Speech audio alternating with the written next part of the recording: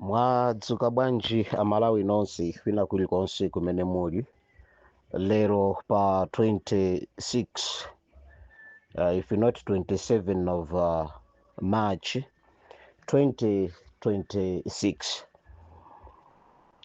Ndipereke moni kwa amalawi nonse kwina kulikonse kumene muli mmawa wa lero pamene nthawi yanga ikuti 7:49 11 minutes to 8 chigawo chino cha mmawa lero siku lachisanu pamene anzathu tikukonzekera kupita kukachisi kumzikiti kukapemphera pamene tangochoka munyengo ija ya Idi au Fitri, kuchoka munyengo ya kusala kudya komanso nyengo ya kufunirana zabwino kupyolera m'mapemphero anzathu achisilamu. Tujimwishe uli lero mmawa wa lero ndili ndi nkhani zanga zokwana zinayi zimene ndikufuna ndiyankhule nanu amalawi, zimene tikufuna kuti tiyankhulane amalawi, koma nkhani zofunikira kwambiri ndi nkhani zitatu. Nkhani yoyamba tikufuna tiyankhulepo za mliri umene uli pakati pathu, umene even a Minister of Health kutheka sadathe kuufotokozera, koma umene ndi mliri umene wagwa pakati pathu. Nkhani yachiwiri tikufuna tikafike kuja kwatiye mpinga njira sabutiye mpinga njira muzi mwa mfumu ampima, mmene muso muli nkhani zochizochi zimene ife kuno ku the Unified Mtokoto zatipeza kuna kuti tikuyeneranso tiyikepo kamwa tiyankhulane, chifukwa tikamayang'ana nkhani zakatangale, nkhani zaziphuphu tisamaone ngati nkhanizo ndi zaboma okaya, angakhalenso mafumu kapena othandizira mafumuwo akupititsa pasogolo mchitidwe wakatangale, anthu ndi kumasowa mtendere dera lokhala lawo, angakhale kuderako atakhalako zaka zochuluka. Nkhani yanga yachitatu tifuna tiyankhulepo nkhani yokhuza HRDC komanso Public Accounts Committee pa nkhani imene akufotokoza yokhuza Amaryllis Hotel. Mwina anthu nkumafunsa kuti mphepo mufuna muyankhule za HRDC nangano za Public Accounts Committee zikugwirizana bwanji? Tiyeni mukhale pompo kuti muyankhule, chifukwa ndimanena kuti pa Unified Mtokoto cholinga chake ncholinga kuti tidziwisani, tiphunzisani, tizuzulani komanso tiunikirane ngati kotheka zina zisabwira zinazo tizisiye, chifukwa dziko la Malawi maso ali paliponse. Komanso nkhani yosirizira mwina tizangojomphako pang'ono ku nkhani yokhuza komiti yakafukufuku wa imfa ya anthu 8 kuphatikizapo Vice President wa dziko lino Bambo Saulos Cross Ichilima. Nkhani yanga yamba monga mmene ndanena ndimafunisisa kunati ntchitoyi isanditengere 20 minutes, at least ndiyeseseko kukhala ndi 15 minutes. Nkhani yanga yoyamba ndi ya ku Minister of Health. Ku Minister of Health pakuoneka kunena kuti ndizoona tithokoze kuti kafukufuku wofufuza nkhani za matenda osiyanasiyana, chifuwa chachikulu cha TB, komanso panopa tili mkati moyang'anayang'ana kunena kuti kodi nthenda imene ya polio tithana nayo bwanji. Tikuonera kunati kampeni imene ikatemera lipena paliponse, we must congratulate that. Komano timafuna tipereke uthengawo kwa amalawi kuti amalawi tiyeni tikhale osamalitsa. Mukamvetsera voice yanga imene ndikuyankhulayi, mukandimvetsera ndi chidwi bwinobwino, mumva kunena kuti mawu anga mmene amamvekera, mmene ndimayankhulira si mmene mumu mawuwa akunka aonongeka, kapena tinene kuti anaonongeka koma akubwereranso mu formula. Izi zachitika chifukwa chonena kuti pambali ponena kuti amalawi mwandiona ndikusowa, sindikupezeka, komano pano ndapezeka, chifukwa chonati sabata ziwiri zimene ndakhala ndili chete, sabata ziwiri zimene ndakhala ndisakuyankhula, ndi sabata ziwiri zimene ndadwala. Mwina anthu nkumafunsa mphepo makonda kudwala nthawi yakuti mukatere mwadwala ndi chani, koma timafuna tinene apa kunena chilungamo kunena kuti through the Minister of Health mukafukufuku wawo, mwina ulendo uno nthendayi yawazemba, nthendayi yawapita pansi. Amalawi ndi numboni, amalawi musimikizira bwino kunena kuti chifuwa, chimfine, kubanika, kuphwanya thupi, zinthu zimenezi zativuta, komanso nthenda ya mutu yativuta pakati pathu, ende matenda awawa atenga almost akafika pa banja akukhuza family yonse. ndi nthenda yona kuti ukafuna kuti ufotokoze kumuimbira nzako sindikupeza bwino ndikumva motere munayenso amakhala kudandaula sabata yathayi ndadwalanso matenda ngati omwewa. Chimene chikuchitika ndi chani? Mupeza kunati kumayamba thupi kuphwanya, mwina ndikumaganizira kuti ndi malungo, asali malungo. Mutu ukumawawa, kupweteka mwachilendo muja, kupwetekera kunkhongo, kupwetekera m'maso, zinthu osayenda bwino, anthu akupuma mobanika. Mavuto osewa amene akuchitikawa ni mavuto amene abwera ena nkumaona kuti mvula imene inali pakati pathu sinabwere ndi mphepo yabwino, yabwera ndi matenda osiyanasiyana. Amalawi timafuna tikuwuzeni kunena kuti iyi ndi covid imenenso yabwera mwa mtundu wina. Nthenda iyi ndi covid imene yabwera mwa mtundu wina. Mundisimikizira inu ya Malawi kuti pali anthu ena, mabanja ena, ma individuals ena vuto lilitawapeza afika nalo pa oxygen. Ena sanafike pa oxygen agwirisa ntchito achina jinja, agwirisa ntchito mandimu, agwirisa ntchito masamba blue gama, agwirisa ntchito njira zosiyanasiyana, chifukwa chonena kuti anthu akukhosomola kosaleka, anthu akubanika, anthu akulephera kuna kuti adziwe chenicheni nchiti, anthu akwanisa kukagula mankhwala ala koma nolayo ndikumumaliza koma palibe chimene chikusintha. Ndeti mafuna tikuwuzeni kuti ndizoona monga mmene zimakhalira za nyengo, si zonse zimene angakhala achipatala angabwere mofulumira ndikukuwuzani. Pakupita kwa nthawi mumva akulengeza, koma kwa ife amene tikudziwa ndiwonena kuti uyu ndi covid winanso amene wabwera mwachilendo. Chotero mkupita kwa nthawi mumva akulengeza kulengeza kwa matenda achilendo amene afika pakati pathu. Chotero laini mmawa uno ndi chenjezo kwa Amalawi anzanga amene tikudusa munjira ngati zimenezi, amene tikupeza amoxicillin, tiyeni timwena amoxicillin.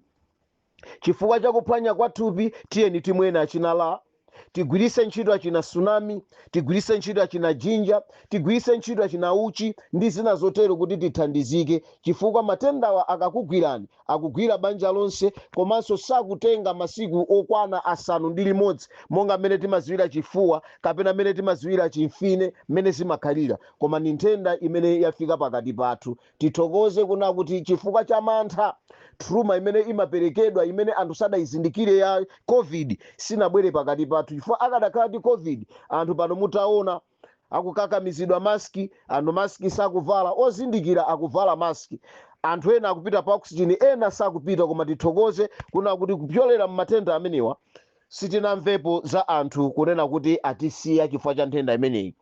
Ili ndi chenjezo. Mukaona zizindikiro zimenezi, kuwawa kwa mutu, kuphwanya kwa thupi, kumva kuzizira, kumva kubanika, zindikirani kunati ndi nthenda ya covid imenenso yafika pakati pathu. Nkhani yanga yachiwiri lero ndikubwera nayo mmuzi wa atiye mpinganjira, sabutiye mpinganjira, amfumu ampima. Nkhani iyi ndi nkhani yokhudza, ndi nkhani yomvetsa chisoni, ndi nkhani imene mmawa wa lero tikufuna kuti tifotokozere kwa Amalawi onse kunena kuti tikakhala ndi wanthu tiyeni tiphunzire kumakhala nawo bwino. Kuwalandira anthu ongati ifeyo sitikuwadziwa chifukwa cha nthawi imeneno ulamuliro wathu uli, tiyeni tifunse nzeru kwa anthu amene analipo kalekale. Nkhani yanga ya lero ikukhudza banja la Antonio limene linabwera ku Mangochi kuchokera ku Msanje mu chaka cha 1979. Anthuwa adafika ku dera lina lomwe iwowa adafikirako, komano chimene chidasisa zaye kunati kuchoka mu 1979 achoke ku dera limeneli afike mu dera la Mpima, amfumu ampima, kwatiye mpinganjira, sabutiye mpinganjira. Ndionena kuti wina aliyense amene amaziwa za dera la Mangochi amaziwa kuti dera limene lili mzaka zoyambirirazo 1979 1980 linali dera limene chipembedzo kumeneko ndi cha anzathu achisilamu. Chotero banja la Antonio litafika mu 1979 kufikira kumalo kumene amakhala anali ndi chobetchera kapenano anali ndi chipinjo chimene kwa iwo amaona kunati chipembedzo chimene kwawo amapembezako sichimapezeka kapena chinali kutali. Chotero adaganiza kuchoka kumalo kumene anafika ndi kukapempha malo ku dera la amfumu ampima. amfumu ampima amene adawaziwa bambo Antonio. Chotero kuchokera komwe adafikira anthuwa adasamuka atatha chaka chimodzi kubwera kuzapempha malo okhala kwa mpima mu chaka cha 1980. Mu chaka cha 1980 amfumu ampima adawalandira anthuwa, adawapasa malo okhala anthuwa, komanso kuwalozera mwachikondi malo olima. Amfumu ampima atawalandira anthuwa, kuwapasa malo okhala, komanso adawalozera munda woti iwo azilima. Chosangalatsa nchonena kuti malire amalo amenewa amene amawadziwa ndi amfumu ampima oyambirirawo mu chaka cha 1980. Bambo ampima ndi banja lawo komanso ndi ana awo adaona kunena kuti ndi kwabwino iwowa asamalire malo amene amfumu ampima adawapatsa.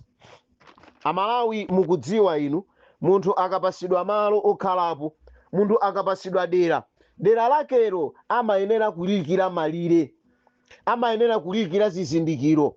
Olo mutakhala mphiri mukapeza kunati mundivomereza inu kunati mphirimo anthu amayikamo chizindikiro komanso ati malire awa ndi anga, phiri lisidya ili kupita uku ndilanga, ili mbali ili kupita uku silanga, ndilawa anthu ena. Komana mukupezeka kunati kuyambira mchaka chimene cha 1980 chimene adakhala akulima kumeneko, malowa adatetezeka ndi mitengo imene idazalidwa mozungulira malowa. Koma chifukwa cha zobetchera zina zimene zinali kuderali, anthu adadalisika ndi ziweto akudera limenelo limene bambo Antonio adawapeza. Adadalisika ndi ziweto, chotero ziwetozo amakanika kuzisamala bwino, zimaononganso mbewu za anthu ena. Chifukwa cha chimenechi banja la Antonio lidayamba layima kaye, popeza akalima mbewu zawo sizimasamalika ziweto zimaononga, chotero adayima. Munthawi imeneyi banja la Antonio kunali ana awiri ameneno anali nawo achikulire, amene amaona china chilichonse chimene chimachitika. Ndipo ana awiri amenewa adasiyananso ndi makolo awo kunyamuka kukupita kukagwira ntchito ya Malawi Young Pioneer. Koma mukupita kwa nthawi anthu amenewa anabwerako chifukwa cha kusintha kwa boma, anabweranso kuzakhala ndi makolo awo. Nthawiyi adapeza kunati malowa samagwirisidwanso ntchito, mundawu sumagwirisidwa ntchito. Sumagwirisidwa ntchito osati chifukwa samafuna kugwirisa ntchito, komano chifukwa chonena kuti ana anachoka, mphamvu za makolowa zikuonekanso kuti ndizochepa, chisamaliro cha kumundaku chinalinso chovuta, adaona kuti kubakhala kaye. Chotero ana awowa atabwerera pa khomo kuchoka kucha ku Malawi Young Pioneer, anabweranso kuzakhala pa malowa, nazalapo mitengo, natchingira kwamene unati kumanga tchinga la malo awo amene anapasidwa. Timvetsetse kunati malowa Antonio sanabwerekedwe kwa malowa anapatsidwa. Chasisa zaye ndi chiyani? Atamwalira bambo Antonio mchaka cha 1990, bambo Antonio adatisiya, ndipo mayi anali achikulire, amakhalapo okha. Munthawiyi nkuti mundawu sumalimidwa. Pa nthawiyi nkuti ana awiri abambo Antonio anali ali ku usilikali, ndipo atabwerako chifukwa cha kusintha kwa boma, anawa adapitirizanso kulima mundawu monga mwamgwirizano kuti malowa ndi awo. Monga mmene amfumu ampima amene adalandira bambo Antonio mu chaka cha 1992 to 1998 mundawu unayambidwa kulimidwa. Apa nkuti anawa atabwera kuchokera komwe adali. Mu 1997 brother wawo wa bambo Andrew Masauko Antonio adalowa ntchito ya uphunzitsi, pamene bambo Andrew Masauko banda Antonio nawonso adachoka kupita kukasakasaka zochita mdziko la South Africa, zomwe zidapangisa kuti kulima pamundawu kudayima kaye chifukwa anawa kunalibe, komanso mayi wawo anali achikulire. mchaka chomwechi cha 1998 bambo Antonio adabwerera mziko la ku Malawi nkuti atathamangisidwa mu nkhani ya xenophobia mziko la South Africa. Anthu nkumafunsa nchifukwa chani tikufuna tifotokoze satani wa nkhani ngati imeneyi. Kwachitika zochi kwa Sabutiye ku dera la Sabutiye mpinga njira amfumu ampima amene sadawadziwe bambo Antonio komanso kubwera kwawo. Chifukwa choti mundawu udakhala usakulimidwa, amfumu ampima amene adawadziwa bambo Antonio kudabwera alendo kudera limeneli, abungwe la Emmanuel International. Anthuwa anabwera ndi ganizo lofuna kuphunzitsa anthu ulimi wosiyanasiyana, ulimi wakasinthasintha, ulimi wakasakaniza, chotero amafuna dera limene angapangireko munda wa zisanzo. Ndipo amfumu ampima adakamba ndi mayi osala, mayi Antonio, kunena kuti abwerekako mundawo popeza sakugwirisa kaye ntchito koma mundawo ndi wawo, abwereke kuti apangireko ulimi umenewu. Ndipo mayi awo Antonio adawafotokozera ana, kufotokozera kubanja kuti pali ganizo lotereri, zimene zikuonesa kuna kuti ana wanso adagwirizana nazo kuti ngati anthu adatikomera mtima kutipatsa munda, kutiganizira malo okhala, nchovuta nchiyani ngati akubwereka kuti akamaliza zawo azatipasa. Nkomwe pano sitikugwiritsa ntchito chifukwa chacho betchera cha ziweto.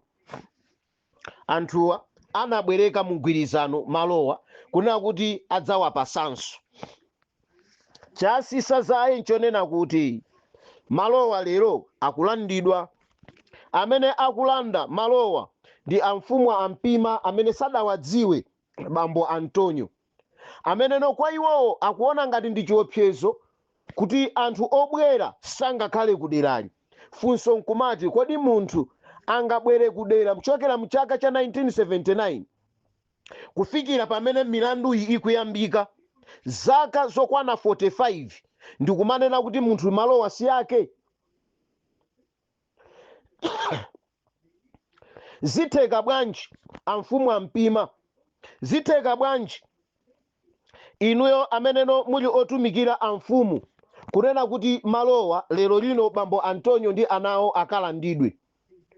Zitheka bwanji lero lino kunati mukabetchere papo peza tikwazi wa Andrew Masako Banda kunena kuti ndi amabungwe ife sitikuopa apite kwina kulikonse, ndiye timafuna tinene kunena kuti nkhaniyi yafika ku mabungwe.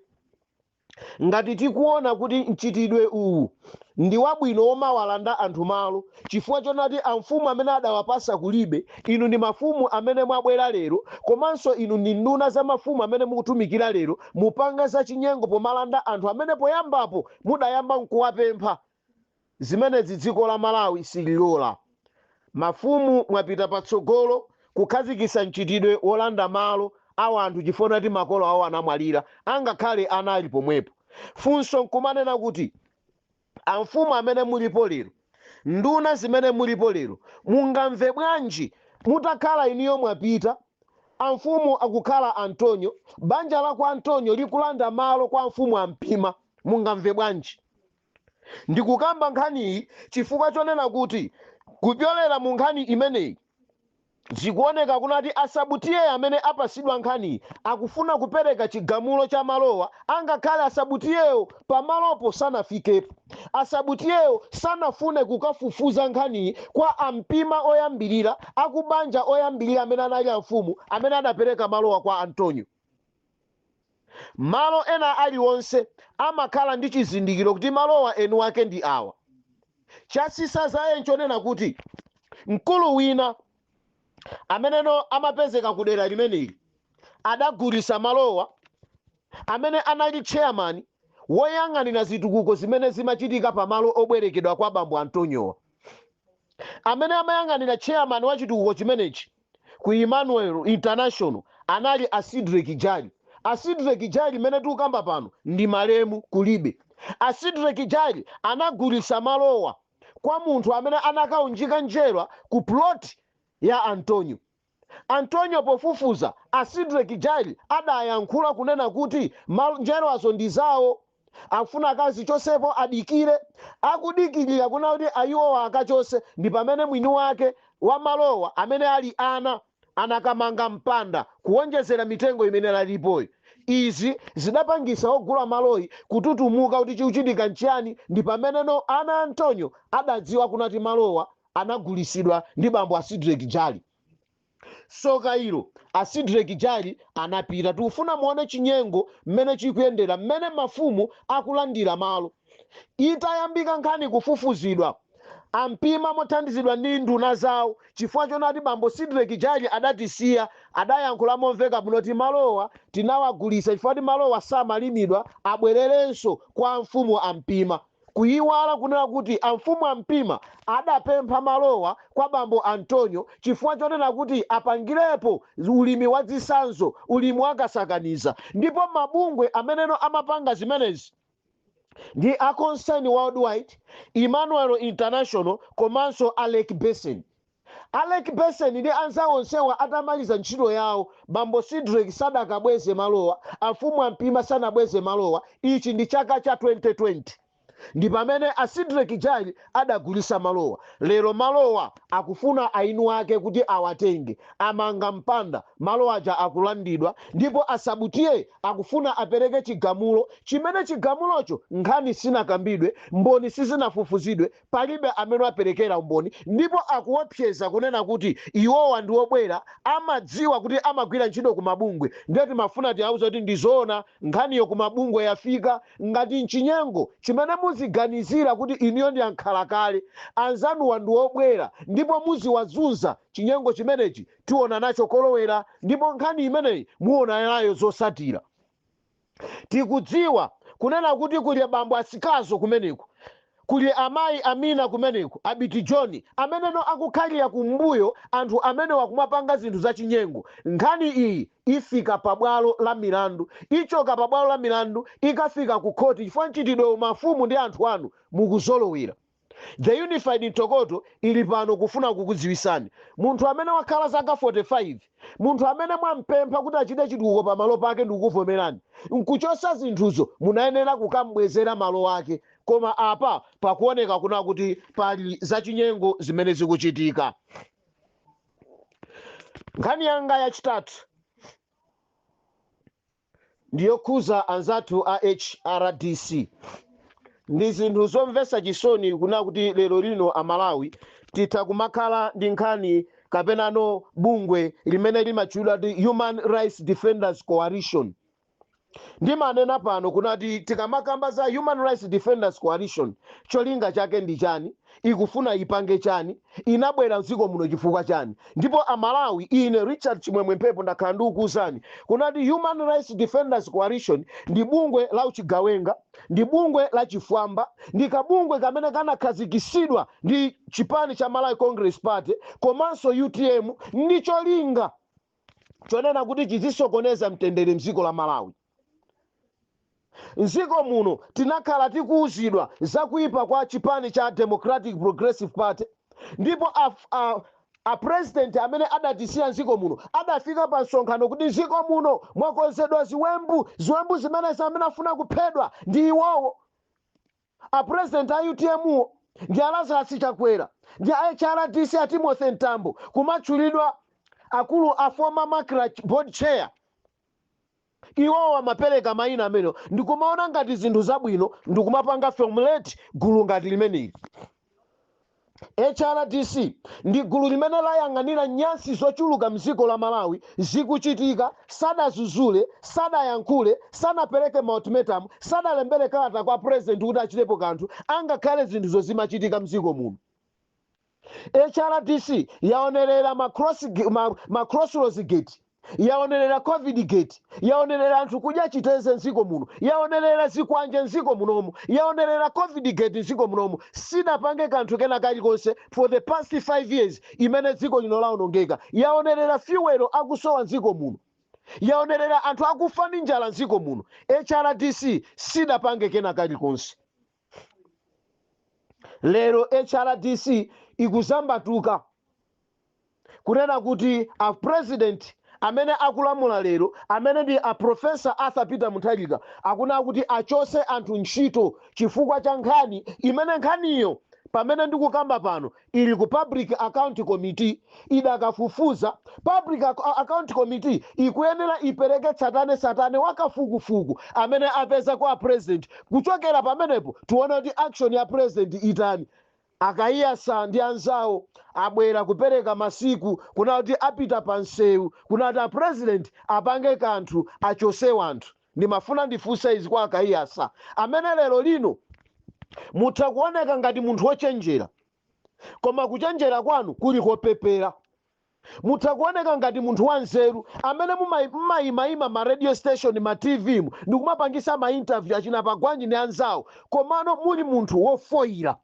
Mutha kumaoneka ngati niyo ndi munthu wozindikira koma kuzindikira kwanu angakhala pa banja pano ndikumaona uchitsiru.